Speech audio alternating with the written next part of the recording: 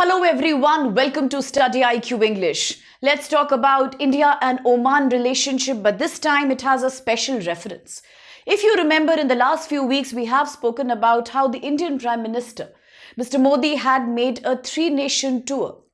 And these three nations included Jordan, Ethiopia, which was also in the news because of the massive Shield volcano burst.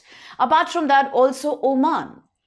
Not only did India and Oman promise to improve their bilateral trade relationship, but they have signed a CEPA, Comprehensive Economic Trade Agreement. Now, if you are wondering what's the difference between CEPA, how is it different from the TEPA that India has signed with 4 countries of EU?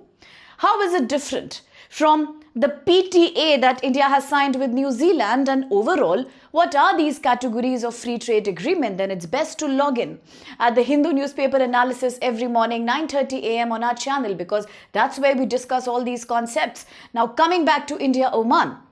Yes, India-Oman have signed a CEPA, a Comprehensive Economic Partnership Agreement, across providing not just an improvement in trade services, but also people-to-people mobility. With that in mind, today's specific topic is not exactly the trade agreement. Yes, it's India-Oman, but then it's about a very unique, indigenously self-manufactured, self-created vessel of the Indian Navy, and we are looking at INS Kaundinya. It has recently toured from Gujarat to Oman. Why was this trip done?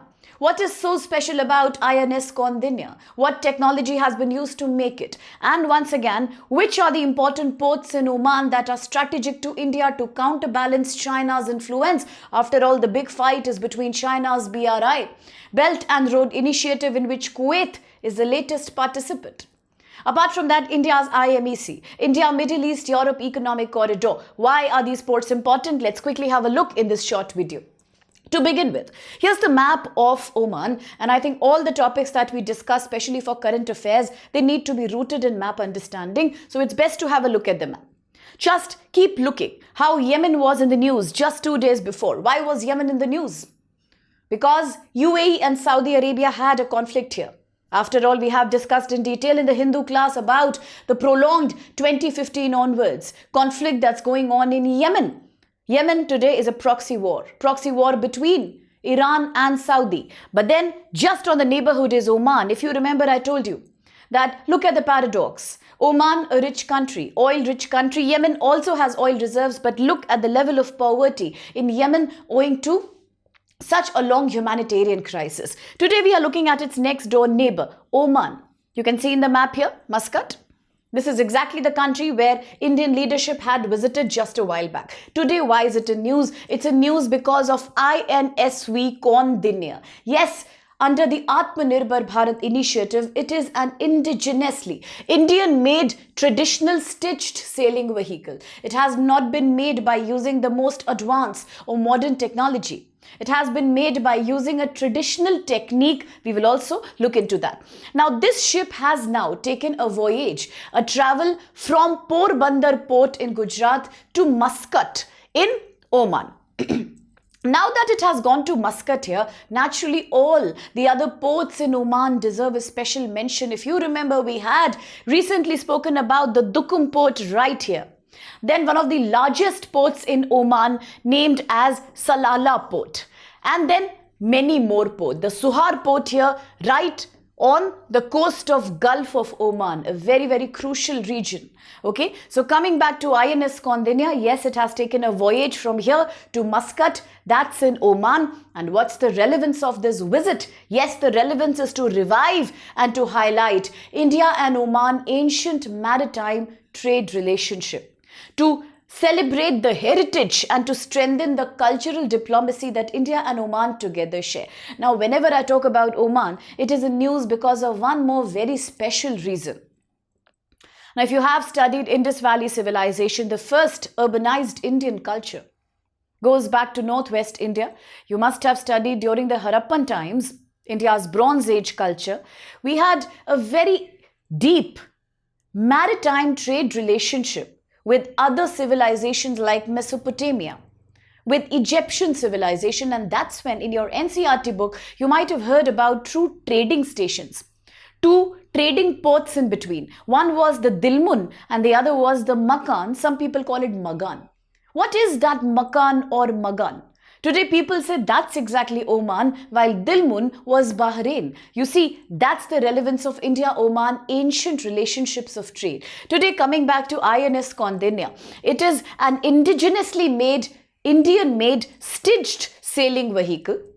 It has been constructed using ancient, age-old shipbuilding technique without any kind of iron equipment, without any kind of much metal work, welding, nothing of that sort has been used. That makes it very unique. And it also therefore reiterates the deep relationship that India has had with the countries of the West Asia. Now looking at the technology, quite an interesting question. Also relates to GS Paper 1 Art and Culture. We are looking at a unique method known as the Tankai method. Yes, it is the Tankai method, the indigenous Indian shipbuilding method that goes back to now 2000 years. Under the method, two wooden planks are stitched together. I'm trying to give you a depiction in the picture right here. They are stitched together. They are joined together by using coir. We've heard about the word coir when I keep discussing with you GS Paper 2 self-help groups. Remember how many times we say that in Kerala. In Tamil Nadu, a very important segment in the informal economy also happens to be the coir industry. Yes, created from the husk of coconut. Rope making, basket making, self-help group. So yes, they are joined together by using coir rope and natural resin. Now there's no kind of metallic element or no kind of advanced technique that's been used here. But the beauty is that this manual technique creates a highly flexible, a highly resilient, and a highly durable ship that can absorb the strong impact of waves in the ocean. It can also sail through rough oceanic conditions. Therefore, it highlights India's maritime heritage as well, apart from just highlighting India-Oman trade and culture integration. Now, let's come back to the same map. And why am I bringing you to the same map again? To ports like the Dukum port, to ports like the Salala port, to ports like Suhar port. As we are discussing these ports, I know those students of mine who take the class in the morning would obviously, now there is something I can for sure guarantee, that in your mind you must be thinking about the Tartus port of Russia and Syria. Port Sudan is running in your mind right now. You might be thinking about all the other ports that we discussed, the Gwadar port in Pakistan or the Chabahar port, the way I tell you through map, that they are very close to each other geographically. Yes, keep that in mind. Keep the map in mind. And now coming back exactly to Oman. So Oman's so many ports in Oman actually are very crucial to India right now. They have a very strategic importance. Why? Because quite recently we had another news in the newspaper that a lot of Indian naval ships had docked in the Dukum port right here. You can see it on the Arabian Sea in the Oman coast. Why had they docked there? Because Oman has allowed, under a bilateral agreement with India, to provide strategic access for repair, docking, stopping. All these are available to Indian naval fleet in the Dukum area. That's why it becomes a very crucial maritime strategy for India in the Indian Ocean. After all, we are trying to counterbalance China's presence in this area. To counter China's expanding presence in the Indian Ocean region, ultimately Dukum provides India a very crucial strategic access here. That's very important to remember. I would request you to remember the location, the name, and also visualize the map here. Now coming back to port infrastructure, the port at Dukum. Another port that I just showed you, one of the largest also, the Salala port. Then there is one absolutely in the north, the Sohar port. You can spell it either way, the Sohar port. All these are very crucial. Look at their strategic location and look how strategically they today are a connection between the Gulf of Oman right here. You can see the Arabian Sea right here. You can see how they connect India to the Gulf, and eventually Europe comes in between. So does it not remind you of the IMEC, India, Middle East, Europe Economic Corridor, that was announced by India in 2023, the same year in which India was presiding over the G20 leadership? Why was it announced? Because ultimately now we are trying to avoid Pakistan, bypass Pakistan and find connectivity towards West Asia and Europe. Ultimately, it's a counter initiative to China's more ambitious BRI, Belt and Road Initiative. Remember, I was discussing with you, there is a part of BRI that's quite concerning for our country, and that's known as China-Pakistan Economic Corridor. How it bypasses through India's Gilgit-Baltistan area, the region of Pakistan-occupied Kashmir. It's a matter of safety, of course. So therefore, India is working on IMEC right now. Here, countries like Oman play a very crucial part because all these ports provide the smooth connectivity from India, the Gulf area, as well as the Europe. So remember in mind, therefore, this kind of maritime integration with Oman is very important for India's foreign policy maritime strategy. At the same time, just about few weeks before, as I told you, Indian leadership was visiting Oman as a part of the three-nation tour: Jordan, Oman, as well as Ethiopia. Remember, we also discussed a detailed map over it. I had shown you the Horn of Africa, Somalia. I told you one of the largest countries near the Horn of Africa happens to be Ethiopia. Remember, we discussed the refugee crisis in the area and all of that. So now coming back to the same, India-Oman. As Indian leadership went to Oman, there is a CEPA that has been signed, Comprehensive Economic Partnership Agreement. It's a landmark agreement indeed.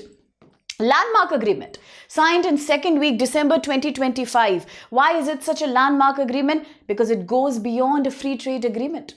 It's not just about bilateral trade in goods. It is about also bilateral trade in services, providing migration, easy mobility, duty-free access to the Omani market of Indian products, and most of these are vital for India right now. We all understand from May onwards, May 2025 onwards, India has been facing the very, you can say, bitter impact of America's tariff duty, the high tariff duty, the 50% tariff duty imposed by US. We know one target that we have made now is to diversify our trade markets. You've recently seen India-UK agreement. As I said, India and the 4 EU countries STEPA agreement. We've seen India FTA with so many European countries. Recently, we concluded in a record time of 9 months, another FTA with New Zealand. Yes, so again, entering Oman market is another strategy for India. Right? Because we are diversifying our markets to offset the loss that we have faced. In October, I told you we experienced quite a high trade deficit. So all these are diversifying strategies. And why is it going to help India tremendously? Not just because it gives us export security, but all these export products on which we are having access to Oman now, in which Oman is giving us a duty-free access to about 98.8% of tariff lines in Oman, are all coming from labor-intensive segment. Labor-intensive, which occupy and which generate employment in India, which give people work, such as gems and jewelry, textile, apparel, electronic goods. All these are highly labor-intensive sectors.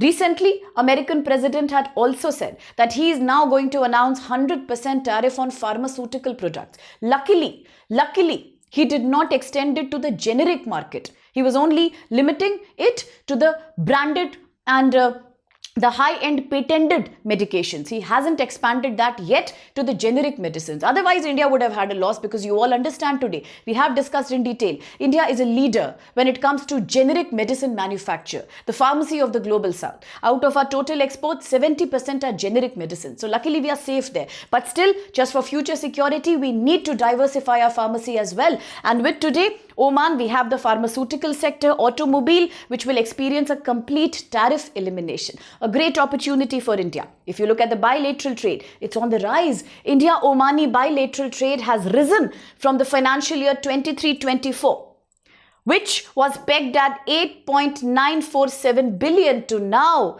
it has reached 10.613 billion. So you see, that's a sheer expansion in the volume of trade. And now if you just travel a little bit back to ancient Indian history, as I said, you have studied the Harappan culture, the Indus Valley civilization recently. So many discoveries, so many excavations were done in Dholavira. That again was in the news, right? So at that time, Indus Valley was in limelight, and we were talking about how the ancient Mesopotamian texts and scriptures have time and again mentioned that there are two trading stops that exist in the ocean, which create a link between Mesopotamia and Indian Harappan culture. Which were these? One was the Dilmun. You can associate this with the modern day Bahrain. The other was Makan or Magan, you can call it either way, and that is today's Oman, the source of copper for India's Indus Valley culture. And what was the name? given to Indians into Harappan culture in Mesopotamian text? It was Meluha. Very important question. So therefore, if these were all the important trading ports in between, it shows that India-Omani trade is nothing new. The relation dates back to history. It dates back to ancient times. That's just being celebrated today. So that's it for this topic. But then if you need more clarity about generic medicine, compulsory license and all of that, you can let me know. Here's a quick question I want to share with you. But then if you want the answer, you either subscribe to my Telegram channel from StudyIQ, or what you can do is you can come to the Morning Hindu News class or post a comment here and I can bring back a video on that. Could you please tell me, when was the first time Indian government had invoked a compulsory license? Which year had that happened, and which was the pharmaceutical company whose license was invoked? I can give you a hint. It was to create a medicine which was very expensive that was meant to cure kidney cancer. Do let me know. Quick practice question. With reference to Indian Navy sailing vessel INS Kaundinya. Look at these statements here. The first one says INSV Kaundinya is indigenously made with a traditional stitched style, constructed without the use of modern welding or iron. Second, the maiden is the first, the debut, the first overseas voyage of INS Kaundinya traced the ancient maritime trade route between India's western coast and Oman. And three, this vessel was built mainly to serve as a war platform of the Indian Navy in the Indian Ocean region, perhaps to counterbalance China's influence. Which of these statements here are valid? Do let me know. But then as you answer, here is something for you to really think about. Now that prelims is coming in May and still there is time. To be honest with you, there is still time, but probably this is the last bus to catch. We are in January already. So we announce a Success in Prelims initiative where we all shall prepare you thoroughly, aggressively by giving books, materials, classes, revision, practice, everything. One-on-one mentorship for UPSC 2026 Prelims, GS Paper 1, CSAT, both are involved here. Right now, it's a great offer because till 4th of Jan, we are offering all our courses at flat 50% off plus double validity. And that's true for 27 and 28 as well. All prices flat 50 off. Just to enroll, do not forget to use code SPLIVE, and then I can be a part of your preparation journey, celebrate your success with you. Thank you so much.